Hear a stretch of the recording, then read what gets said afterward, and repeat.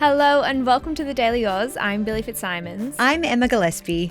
Traffic to PornHub in the UK has dropped by 47% since new age verification laws were enforced. It's all because of the UK's Online Safety Act, which requires adult sites to check the age of all UK users.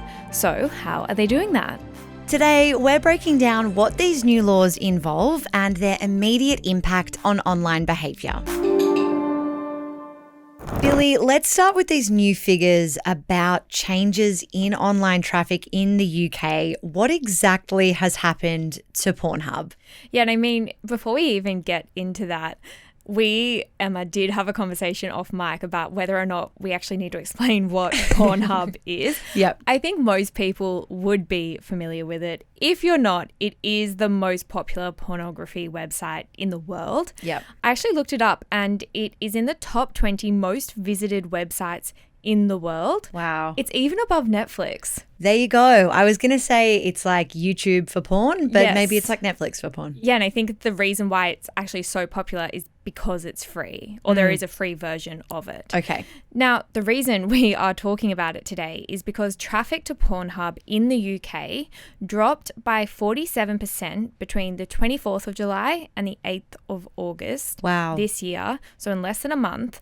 That's according to data seen by the Financial Times in the UK. So a nearly 50% reduction in the number of people or the number of visits to PornHub in just a couple of weeks. Yes, exactly. Now, the reason for that is because of new age verification requirements that have come into effect in the UK. Billi, this is so fascinating to me because obviously in Australia we have our own age verification conversations going on. So tell me about the state of play in the UK. Yeah, so the new age verification requirements, they're all because of a new law that came into effect in July in the UK, which is called the Online Safety Act. And that act requires all adult sites to check the age of all UK users. So previously, anyone was just able to visit these sites regardless of your age. There was kind of no checking system, just anyone could go there. But this piece of legislation put the onus on the adult sites to ensure that only people above 18 are accessing and watching their material. And the purpose of this, as I'm sure you can imagine, is to protect young people from viewing any harmful content that could be on these sites. And also making sure that they're only accessing age-appropriate content. Yeah, well, you can't watch sexually explicit material if you're under 18 in a movie. We have all kinds of classifications around that type of content elsewhere in media. Exactly. And this is all about making sure that there are those checks and balances in place to make sure that they can't view this material. Now, this was actually passed in the UK Parliament in 2023. Okay. But the age checking measures didn't come into effect until July just passed. Okay. So what does the age verification actually involve? How does it work? Because again, with such a conversation going on here in Australia about how age verification would be rolled out on social media, I think all of us are really interested in this technology. Yeah, this is the key question that everyone has. How do you prove someone's age? Yep. And a key part of this is that you can no longer just tick a box. So if the website says, are you 18? You can't just say, yes, I am, and then proceed to the website. You actually have to verify your age. And I think what's interesting is, you know, obviously visiting a website isn't like going to a bottle store where someone is physically looking at your ID and then looking at you. It's a very different process. So when you say verification, that you have to have your age verified, in practice, what does that involve? So Ofcom, which is the UK's communications regulator, and they are the ones responsible for enforcing this law, they have given 7 different options for what websites could do to ensure that they are checking the age. All right. I'll go through them because I think they are so interesting. The first one is facial age estimation. So this means just your phone looking at you through a camera and estimating how old they think you are based on that. Wow. First of all, I mean, part of me feels like if I used that technology, I would be offended Yes. if it deemed me old enough. But what's the difference between a 17-year-old face and an 18-year-old face? Great question. And that is one that only technology could answer. I don't quite have the answer. But yeah, obviously, I think we do have questions about that. So what are some of the other options? So another one is open banking. So that involves giving permission for the websites to access information from your bank account, which would be on your phone, and that would be able to tell them whether or not you are over 18. So giving PornHub your bank details. Hello, my name's Sam. I'm the co-founder of TDA. I'm just popping in to interrupt this video to ask if you could do one thing for me, and that is press subscribe on this YouTube channel. It's the best way to show us that you love what we do and that you're here for our future. And now, back to the deep dive. Exactly. And another one, which is quite similar to that, is giving PornHub your credit card details, even if you're not buying anything, because in the UK, you need to be over 18 in order to have a credit card. Okay. So if you give them those details, that means that you are over 18. So facial age estimation, these banking details, credit card age checks, not perfect options. Lots of privacy concerns probably around those. So what else is on the list? Other ones on the list is digital identity services. So that's just like checking your digital IDs that are on your phone. Or another one, which is similar to that, is photo ID matching. So that's where you would provide a photo of your physical ID and also provide a photo of your face, and they would be able to check that. Mm-hmm.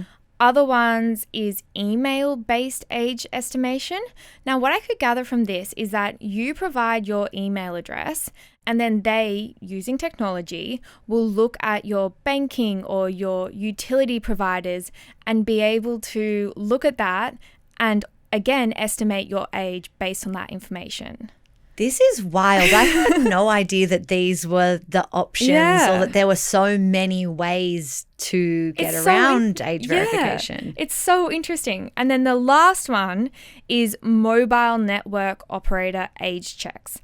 Now, that would involve checking if your mobile phone number has age filters applied to it. Okay, so does that mean that some under 18-year-olds have certain restrictions on their phone coverage? Exactly. Okay, let's talk about PornHub though. We know that they've seen a significant dip in the number of clicks and views on their website. So which age verification technology are they using? Well, they are providing options. So there are a range of different options, which includes the ones that I've just mentioned. So it's not just one of them. Mm-hmm. What we do know is that they are now enforcing this, and they are asking all users in the UK to now do one of those options. So it could be uploading identity documents or scanning your face with a camera or entering credit card details. Any of them, PornHub is using. Okay, because I guess for the over 18 users, if you are PornHub, you probably want to provide enough options that it will be easy or fast enough for those users to get through the verification process, I would imagine, but also maintaining, rigorous enough channels to be adhering to the law. Yeah, it's so interesting because I guess in the real world, if you're 40, then the age verification rules don't really apply to you. You don't actually really need to go through those processes unless you are being checked for your ID at the club, which is amazing for you. But what's interesting about this is that it will impact every single person. So you could be an 80-year-old person and you are still needing to prove your age because of these laws. Okay, now I want to talk a little bit more about some of the privacy concerns we've touched on a little bit. What are the specific issues that are being discussed? Yeah, I'm sure that a lot of people do have these privacy concerns. And what is actually interesting is that ALO, which is PornHub's parent company, they did raise a concern about privacy before these laws came into effect. So back in 2023, which again is when these laws first passed Parliament in the UK, they put out a statement that said, any regulations that require hundreds of thousands of adult sites to collect significant amounts of highly sensitive personal information is putting user safety in jeopardy. Okay, and that's the statement from the company that owns PornHub. Yes, that was 2 years ago. Yeah. So I presume now they would be saying that all of the data is protected, but that was one of their key concerns when this legislation was first passed. Now, obviously, it has now come into effect, and I mentioned Ofcom before, which is the UK's communications regulator, and they have really assured users that their data is protected. And one thing they've said is they've reminded everyone that data protection is something that is already regulated in the UK, and it's already in force. So all of those data protections remain in place and will apply to this. They also said that proving someone's age is not a new thing, like I said before. So people obviously do this all the time in the offline world, and they're really encouraging people to just see it as the same thing here. All right. So we know where ALO, the PornHub parent company, was on this issue a few years ago. Have we heard from them or any PornHub spokespeople more recently? Yes. PornHub, a spokesperson for PornHub, did put out a statement, and they basically said that this significant drop in traffic is the cost of compliance, was basically what they said. Their direct quote is, "We've seen in many jurisdictions around the world, there is often a drop in traffic for compliant sites and an increase in traffic for non-compliant sites." So that was in a statement to the Financial Times. I do think it's worth noting that in the UK, VPNs, which basically changes what country your computer thinks you're in, they have drastically increased in traffic at the exact same time that PornHub's traffic has dropped. Okay, so workarounds that people are negotiating. I think that's a really interesting statement from PornHub, this idea that they are complying with the legislation, but that platforms or websites that aren't complying will, at least in the short term, kind of benefit from a ban like this. Well, I think, and that's for websites that are not as big as PornHub, and so perhaps aren't under as much pressure to comply. This 47% drop in traffic to PornHub, though, that is a pretty staggering figure. Do we know if all of those users are underage users? Yeah, we don't know, but I think that you can presume no. It probably isn't all minors that now make up that 47%. So many people are saying that this drop suggests that a lot of users just aren't willing to go through the age verification process. Either it's just too much time, too much effort, or they could also be concerned about their privacy, like we talked about before. Yeah. It's so interesting, Billi, and I wonder if the raft of age verification options are something that we'll see rolled out here in Australia. There's been a little bit of contention around what technology will be the best technology to enforce our social media ban. Yes. So for anyone who missed it or who wants a reminder, in Australia last year, we introduced this social media ban. It passed Parliament last year, but it comes into effect at the end of this year. What's interesting is, so that's for under 16s. That's for social media sites. That's not for porn sites. And so it is a little bit different, but what is similar between these two pieces of legislation is that the onus is on the companies.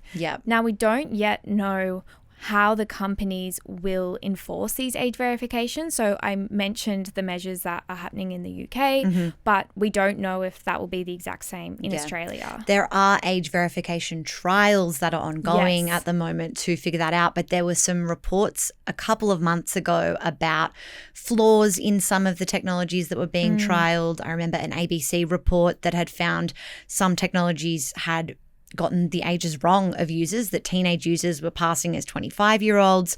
So clearly it's not perfect, but this is an evolving technology and a space that is going to see a lot of investment and interest in the future. It's clear that there is a lot of movement in this area of trying to protect young people from potentially harmful content online. Absolutely. Billi, thank you so much for bringing us such an interesting story and unpacking it in such a fascinating way. Nothing like porn for your Monday. I'm kidding.